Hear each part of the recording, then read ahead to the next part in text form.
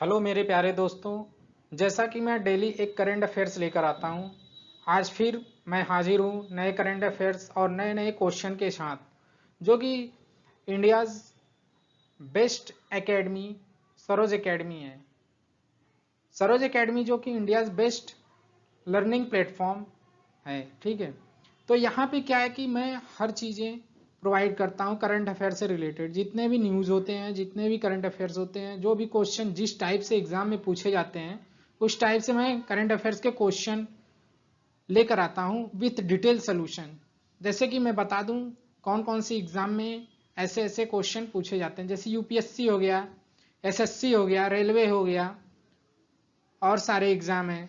जैसे आपके टीचर से रिलेटेड एग्जाम होते हैं, सी टेट, यूपी टेट, और कुछ एग्जाम है डिफेंस से रिलेटेड, जैसे डिफेंस से रिलेटेड एनडीए, सीडीएस, और बहुत सारे एग्जाम हैं। तो उससे रिलेटेड मैं क्वेश्चन लेकर आता हूँ, और रेलवे से भी रिलेटेड इसमें क्वेश्चन होते हैं, question answer with detail solution. ठीक है, तो रेलवे से अभी हाल फिलहाल में एनटीपीसी की वैकेंसी आने वाली, एनटीपीसी के एग्जाम होने वाले हैं, और ग्रुप डी के, तो उससे भी रिलेटेड कुछ क्वेश्चन आपको मिल जाते हैं।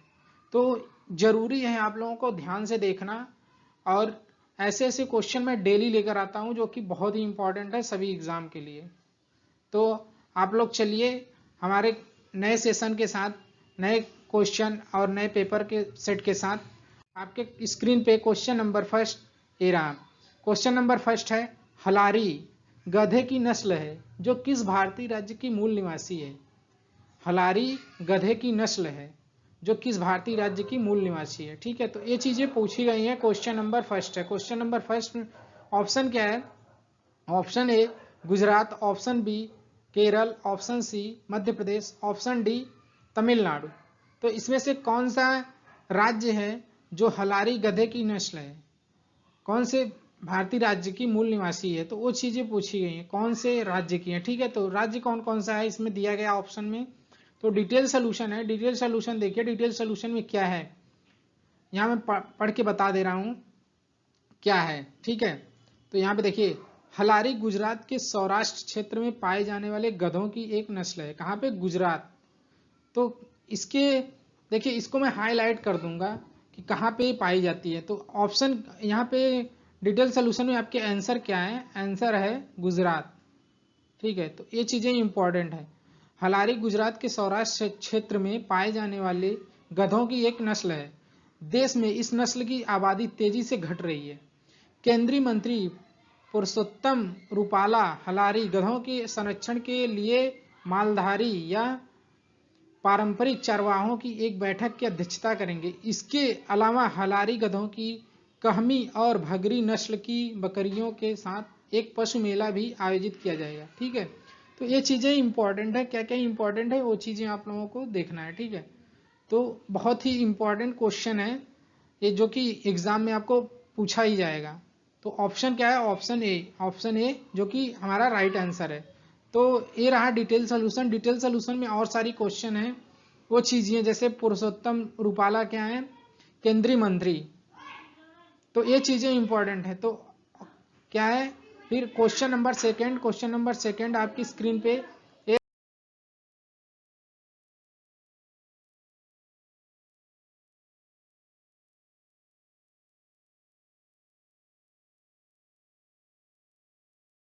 रहा।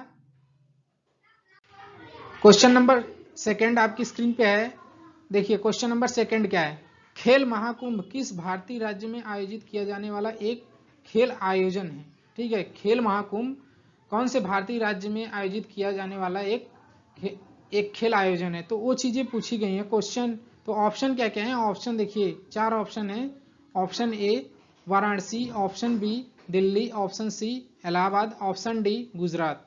तो कहाँ पे है ये पूछा गया। तो यहाँ पे हम डिटेल सोल्यूशन बता रहे हैं। डिटेल सोल्यूशन में क्या है? प्रधानमंत्री नरेंद्र मोदी जी ने अहमदाबाद, कहाँ पे? अहमदाबाद गुजरात में खेल महाकुंभ के 11वें संस्करण का उद्घाटन किया है। ठीक है, तो कौन से संस्करण का? 11वें। तो ये चीजें इंपॉर्टेंट है। देखिए 11वां संस्करण कहाँ पे? अहमदाबाद गुजरात में खेल महाकुंभ। तो इसके देखो इसका मैं डिटेल सोल्यूशन बता दे रहा हूँ। प्रधानमंत्री नरेंद्र मोदी ने अहमदाबाद गुजरात में खेल महाकुंभ के 11वें संस्करण का उद्घाटन किया है। कौन से संस्करण का, ये भी पूछा जाता है कौन सा संस्करण है, तो ये 11वां संस्करण है। तो ये चीजें इंपॉर्टेंट है गुजरात, ठीक है। तो ये चीजें आप लोग देख लीजिए, ये चीजें बहुत ही इंपॉर्टेंट है, क्या कैसे क्या है नहीं है, वो चीजें इंपॉर्टेंट है। किसने किया है? प्रधानमंत्री श्री नरेंद्र मोदी जी ने, ठीक है। और कुछ यहाँ पे है, यह आयोजन 2010 में 16 खेलों और 13 लाख प्रतिभागियों के साथ शुरू हुआ था और बाद में वर्ष 2019 में इसे 36 सामान्य खेल और 26 पैरा स्पोर्ट्स तक बढ़ा दिया गया, ठीक है। कोविड-19 के कारण 2020 में खेल महाकुंभ का आयोजन नहीं किया गया था। देखिए यहाँ पे क्या रीजन है 2020 में खेल महाकुंभ का आयोजन क्यों नहीं हुआ था? कोविड-19 के कारण। रीजन क्या है? कोविड-19 2020 में शुरू हुआ था, तो वहां पे खेल महाकुंभ का आयोजन नहीं किया गया, ठीक है। तो हम ये सब डिटेल सोल्यूशन है। इसका आंसर क्या बनेगा? आंसर आप लोगों का बनेगा गुजरात। गुजरात कहाँ पे है? Option D. ऑप्शन डी जो है राइट आंसर है। तो ये चीजें इंपॉर्टेंट है। तो अब हम चलते हैं नेक्स्ट क्वेश्चन की तरफ। नेक्स्ट क्वेश्चन क्या है? क्वेश्चन नंबर थर्ड आपकी स्क्रीन पे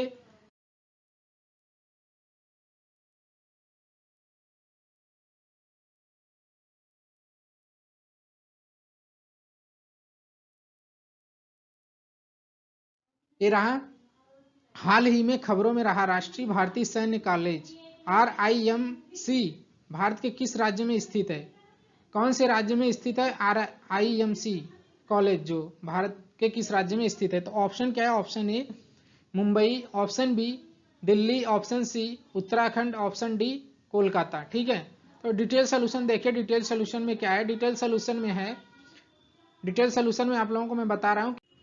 तो हाँ, डिटेल सोल्यूशन में देखिए आप लोग, डिटेल सोल्यूशन में क्या है? डिटेल सोल्यूशन में है कि भारत के सबसे पुराने सैन्य स्कूल, क्या है? भारत के सबसे पुराने सैन्य स्कूल राष्ट्रीय भारतीय सैन्य कॉलेज, ठीक है, ने हाल ही में 100 साल पूरे कर लिए। कितना? 100 साल किसने पूरा किया है?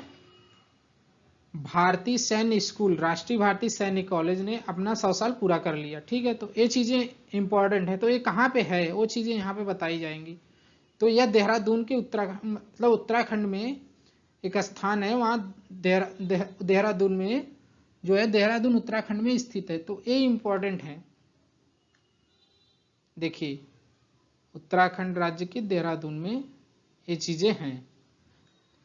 तो यहाँ पे और चीजें मैं बता दे रहा हूँ जो इंपॉर्टेंट हैं, ठीक है। मार्च 1922 में तत्कालीन प्रिंस ऑफ वेल्स द्वारा इस सैन्य प्रशिक्षण संस्थान का उद्घाटन किया गया था। किसके द्वारा और कब? मार्च 1922 में इसका उद्घाटन किया गया था। किसके द्वारा? प्रिंस ऑफ वेल्स, ठीक है। तो ये चीजें इंपॉर्टेंट हैं, ये भी याद रखना, ठीक है। 1922 किसके द्वारा है? Prince of Wales. ये चीजें इंपॉर्टेंट हैं, इसको याद रखना सभी लोग। और मैं जो बता रहा हूं ये चीजें अपने नोट्स में नोट डाउन करते रहिए, ठीक है। ये चीजें अगर आप लोग अपने नोट्स में नोट डाउन करेंगे तो आप लोगों को अच्छा रहेगा इसके लिए, इसीलिए मैं बोलता हूं। यहाँ पे है क्या और चीजें मैं बता दे रहा हूं। से RIMC राष्ट्रीय रक्षा अकादमी और नौसेना अकादमी एजिमाला के लिए प्रमुख फीडर संस्थान है। यह 1/2 से 18 वर्ष की आयु, मतलब 11.5 साल से 18 वर्ष की आयु वर्ग के छात्रों को शिक्षा प्रदान करता है। मतलब इसमें क्या होता है, जो 11.5 साल के होते हैं, मतलब 11.5 ईयर्स जो भी होते हैं, 11.5 साल के जो बच्चे होते हैं और 18 साल के बीच में, इन आयु वर्ग के छात्रों को इसमें शिक्षा दी जाती है, ठीक है। तो ये चीजें इंपॉर्टेंट है। तो ये कहाँ पे है वो चीजें मैंने हाईलाइट कर दिया है। तो हाईलाइट देखिए यहाँ क्या है? Option C is the right answer. क्या कहाँ पे है? उत्तराखंड में। क्या है यहाँ पे? मैं फिर क्वेश्चन बता दे रहा हूँ। जब राष्ट्रीय भारतीय सैन्य कॉलेज कहाँ पे है? उत्तराखंड में, ठीक है। तो ये चीजें इंपॉर्टेंट, उत्तराखंड में कहाँ पे है? देहरादून, ठीक। तो ये चीजें बहुत ही इंपॉर्टेंट है जितने क्वेश्चन यहाँ पे हैं। तो हम नेक्स्ट क्वेश्चन की तरफ चलेंगे। नेक्स्ट क्वेश्चन आपकी स्क्रीन पे रहा।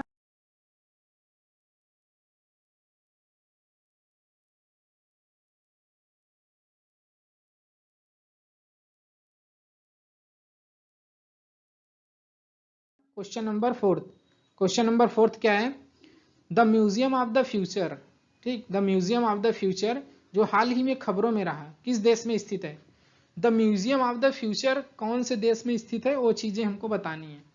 तो ऑप्शन क्या है? Option A America, option B संयुक्त अरब अमीरात, option C Bharat, option D Japan. तो डिटेल सोल्यूशन में देखिए, डिटेल सोल्यूशन में सारे आंसर अवेलेबल हैं। तो डिटेल सोल्यूशन में मैं आप लोगों को बता दे रहा हूँ। दुबई में the museum of the future हाल ही में जनता के लिए खोला गया था। ठीक है, इसका उद्घाटन संयुक्त अरब अमीरात, कहाँ पे है? संयुक्त अरब अमीरात के उपराष्ट्रपति, ये चीजें मैं पहले मैं हाईलाइट कर दे रहा हूँ आंसर इसका। ठीक है, तो इसको देखिए क्या है। ठीक, संयुक्त अरब अमीरात उपराष्ट्रपति और प्रधानमंत्री द्वारा किया गया। इसका उद्घाटन किसके द्वारा किया गया? उपराष्ट्रपति और प्रधानमंत्री द्वारा किया गया। यह एक 7 मंजिला स्तंभ रहित संरचना है जो 30,000 वर्ग मीटर के क्षेत्र में फैली हुई है। कितने वर्ग मीटर में? 30,000। देखो इंपॉर्टेंट ये भी है, पूछ सकता है कि मतलब यह कितने वर्ग मीटर में फैली हुई है, तो कितना बता देंगे आप लोग? 30,000। ये चीजें इंपॉर्टेंट, तो कहाँ पे है वो चीजें मैं बता रहा हूँ।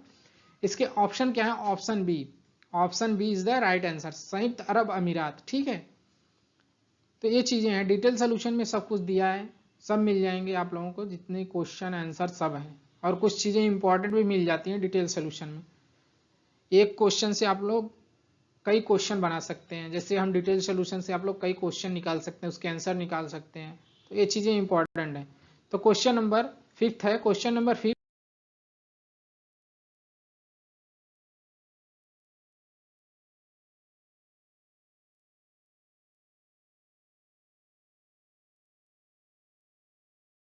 आपकी स्क्रीन पे ये रहा। क्वेश्चन नंबर फिफ्थ क्या है?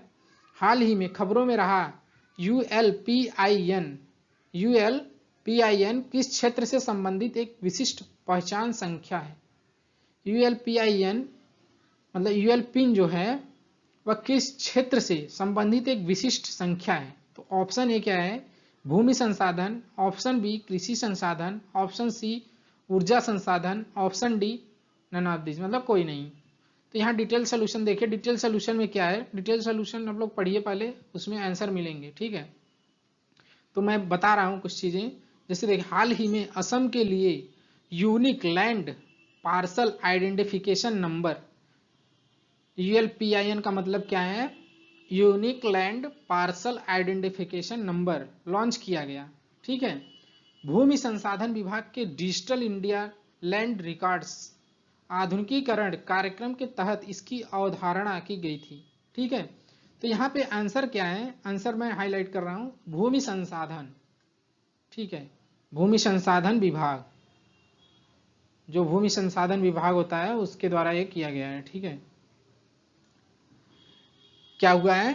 डिजिटल इंडिया लैंड रिकॉर्ड्स आधुनिक कार्यक्रम के तहत इसकी अवधारणा की गई थी। इस पहल के अंतर्गत 14 अंकों का अल्फा न्यूमेरिक भू स्थानिक, कितने अंकों का?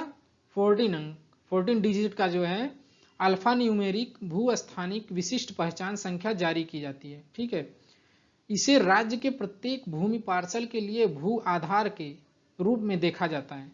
राज्य का उद्देश्य क्या है? मिशन वसुंधरा के तहत भूमि रिकॉर्ड डेटाबेस के आसपास सभी प्रक्रियाओं को एकीकृत करना है। ठीक है, ये चीजें हैं। इसका उद्देश्य क्या है वो चीजें बताई गई हैं यहाँ पे, क्या है क्या नहीं है वो चीजें सब इसमें है डिटेल सोल्यूशन में।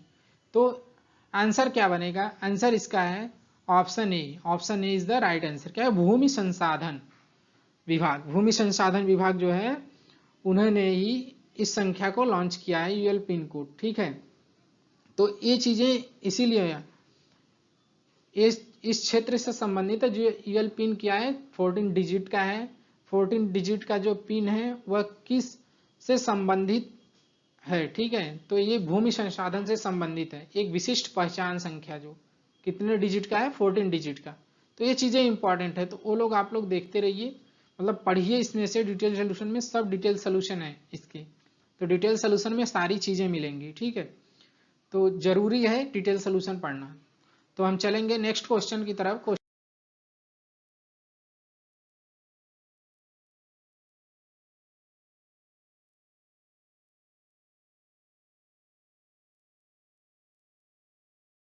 क्वेश्चन नंबर 6 आपकी स्क्रीन पे ये है, कौन से भारतीय शहर ने जलवायु कार्य योजना क्लाइमेट एक्शन प्लान, ठीक है, कौन से भारतीय शहर ने जलवायु कार्य योजना क्लाइमेट एक्शन प्लान जारी की और जलवायु परिवर्तन की चुनौतियों से निपटने के लिए 30 वर्षीय रोड मैप निर्धारित किया। देखिए यहाँ पे क्या चीजें पूछी गई हैं वो पहले आप लोग क्वेश्चन पढ़िए, क्वेश्चन में क्या दिया है। यहाँ पे क्वेश्चन में पूछा गया है कौन सा ऐसा भारतीय शहर है जो जलवायु कार्य योजना जारी की है और जलवायु परिवर्तन की चुनौतियों से निपटने के लिए 30 वर्षीय रोड मैप तैयार कर लिया है, ठीक है। तो ऑप्शन क्या है, option A Delhi, option B Assam, option C Mumbai, option D Madhya Pradesh. तो इसमें से कौन सा ऐसा स्टेट है, कौन सा शहर है भारत का जो यहाँ पे क्या है जलवायु कार्य योजना जलवायु परिवर्तन की चुनौतियों से निपटने के 30 वर्षीय रोड मैप निर्धारित किया है, ठीक है। तो ये चीजें हैं। तो हमारे डिटेल सोल्यूशन देखिए, डिटेल सोल्यूशन में क्या है, डिटेल सोल्यूशन में है हाल ही में जारी मुंबई जलवायु कार्य योजना MSAP मुंबई जलवायु कार्य योजना में ने जलवायु परिवर्तन की चुनौतियों से निपटने के लिए शहर के लिए 30 साल का रोड मैप तैयार किया है, ठीक है। कितने साल का, 30 साल का। कौन सा शहर है, मुंबई। तो ये चीजें इंपॉर्टेंट है, तो इसे बहुत इसीलिए हम बोल रहे हैं कि आप लोग डिटेल सोल्यूशन पढ़ेंगे तो डिटेल सोल्यूशन में इसके आंसर हैं, सब मिलेंगे आंसर। तो वो चीजें मैं हाईलाइट कर दे रहा हूँ, ठीक है। तो यहाँ पे बृहन मुंबई नगर निगम BMC ने विश्व संसाधन संस्थान WRI भारत और C14 शहरों के नेटवर्क के तकनीकी सहयोग से यह योजना तैयार की है, ठीक है। कितने, C14 शहरों के नेटवर्क के तकनीकी सहयोग से यह योजना तैयार की है। इस कार्य योजना ने ग्रीन हाउस गैस के शून्य उत्सर्जन या 2015 के लिए शुद्ध शून्य लक्ष्य के उद्देश्य से लघु मध्यम और दीर्घकालिक जलवायु लक्ष्य निर्धारित किए हैं, ठीक है। तो ये चीजें इंपॉर्टेंट है, इसमें देखिए इंपॉर्टेंट बहुत सारी चीजें हैं। अगर आप लोग ध्यान से पढ़ेंगे तो बहुत सारी चीजें इंपॉर्टेंट मिलेंगी, निकलेंगी क्वेश्चन आंसर। तो आंसर देख लीजिए, आंसर मैं बता दे रहा हूँ क्या आंसर, ऑप्शन सी जो है इसका राइट आंसर है। तो ये चीजें इसमें पूछी जाएंगी, ऐसे कैसे क्वेश्चन पूछे जाते हैं, यहाँ पे सारे क्वेश्चन आप बना सकते हैं, ठीक है, अपने से। तो हम चलते हैं क्वेश्चन नंबर 7 की तरफ। क्वेश्चन नंबर 7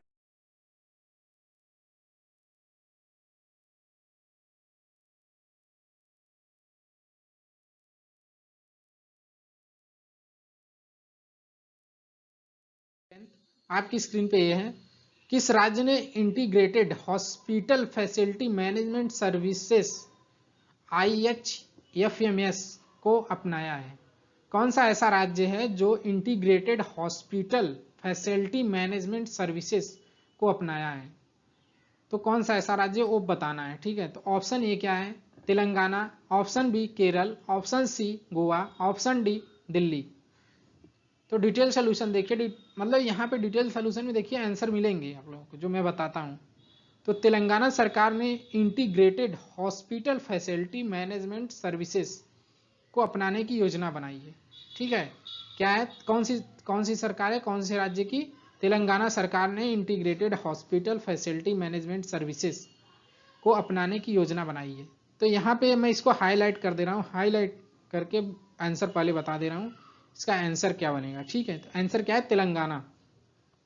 तो इसका उद्देश्य क्या है, देखिए इसका उद्देश्य क्या है वो चीजें बताएं। सरकारी स्वास्थ्य सुविधाओं में मरीजों के लिए बेड साइड देखभाल, स्वच्छता और जनशक्ति की उपलब्धता सहित समग्र स्वास्थ्य सेवाओं में सुधार करना है, ठीक है। इसमें एक महीने में प्रति अस्पताल बिस्तर 7500 मतलब 7500 रुपए का खर्च शामिल है। एक महीने में कितना खर्च आएगा, 7500 रुपए, ठीक है।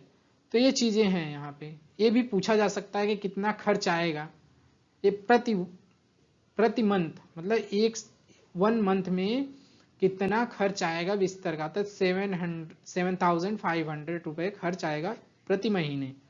तो मैं इसको भी हाईलाइट कर दे रहा हूँ, ठीक है। इसको देख लीजिए कितना खर्च आएगा प्रति अस्पताल बिस्तर, ठीक है।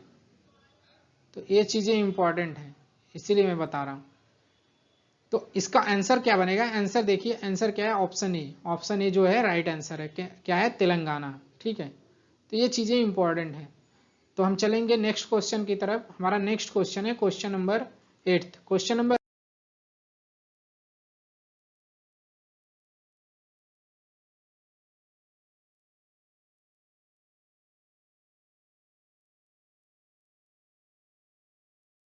आपकी स्क्रीन पे ये है। सफेद रंग के मेनहीर, सफेद रंग के मेनहीर के नाम से जाना जाने वाला लौह युग का पत्थर किस भारतीय राज्य में खोजा गया है? अब देखिए ये तो बहुत इंपॉर्टेंट है, ऐसा क्वेश्चन बन सकता है हर एग्जाम में, जैसा कि मैं स्टार्टिंग में बता दिया हूं। ठीक है, सफेद रंग के मेनहीर के नाम से जाना जाने वाला लौह युग का पत्थर किस भारतीय राज्य में खोजा गया? मतलब कौन सा ऐसा राज्य है जिसमें सफेद रंग के मेनहीर के नाम से जो पत्थर है वो चीजें खोजी गई हैं? तो option A Karnataka, option B Telangana, option C Madhya Pradesh, option D Orissa. तो डिटेल सोल्यूशन देखिए, डिटेल सोल्यूशन में क्या है? डिटेल सोल्यूशन है लौह युग का एक विशाल सफेद पत्थर, किस युग का? लौह युग का एक विशाल सफेद पत्थर जिसे मेनहीर के नाम से जाना जाता है। ठीक है, कौन से नाम से? मेनहीर, जैसा कि क्वेश्चन में पूछा गया है। यह कहाँ पे है? तेलंगाना के महबूबाबाद जिले के एक गांव एलारीगुडेम में सड़क के किनारे खोजा गया है। देखिए सड़क के किनारे पाया गया, क्या बात है, अच्छी बात है। तो यहाँ पे क्या है इसके, देखिए कहाँ पे पाया गया वो चीजें, कौन से राज्य में? तेलंगाना। ठीक है, तेलंगाना के महबूबाबाद जिले के एक गांव, महबूबाबाद जिला है तेलंगाना में एक। ठीक है, तो महबूबाबाद जिले के एक गांव, गांव का नाम क्या है? एल्लारीगुडेम, एल्लारीगुडेम। तेलंगाना के महबूबाबाद जिले के एक गांव है, गांव का नाम क्या है? एल्लारीगुडेम में सड़क के किनारे पाया गया। ठीक है, तो ये चीजें इंपॉर्टेंट है। कौन से गांव में? एल्लारीगुडेम। तो यहाँ पे पाया गया है सफेद रंग के मेनहीर का जो लौह युग का पत्थर है वो यहाँ पे पाया गया है। कहाँ पे? तेलंगाना के महबूबाबाद जिले के एक गांव में जिसका नाम है एल्लारीगुडेम। तो ये चीजें इंपॉर्टेंट है। तो इसका ऑप्शन क्या बनेगा? मैं ऑप्शन बता दे रहा हूँ। ऑप्शन देखिए, ऑप्शन बी, ऑप्शन बी जो है राइट आंसर है। ऑप्शन बी क्या है? तेलंगाना। देखिए मैं डिटेल सोल्यूशन बता रहा हूँ, उसमें देखिए कितने कितने क्वेश्चन मिल रहे हैं। एक क्वेश्चन डिटेल सोल्यूशन में कई आंसर। ठीक है, तो ये चीजें इंपॉर्टेंट हैं, तो जरूरी है ये चीजें पढ़ना। तो क्वेश्चन नंबर, हम चलेंगे नेक्स्ट क्वेश्चन की तरफ। Question number 9, question number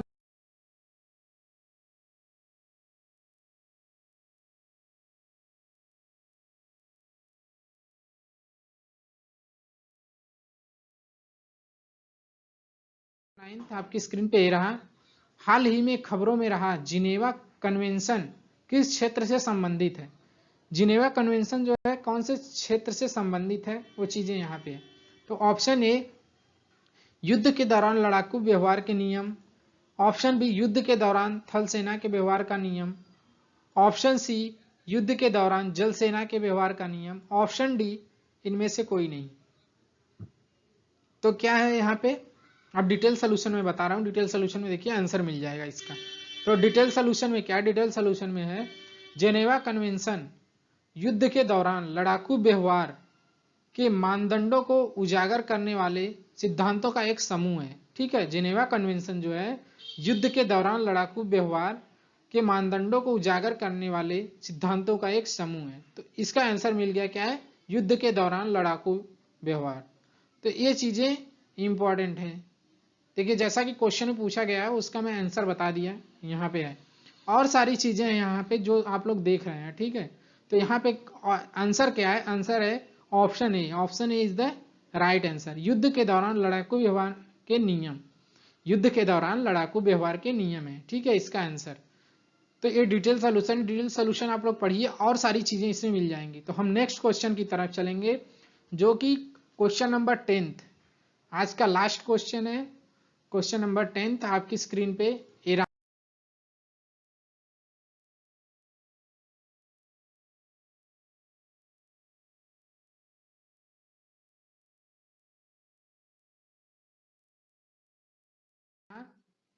question number 10th क्या है?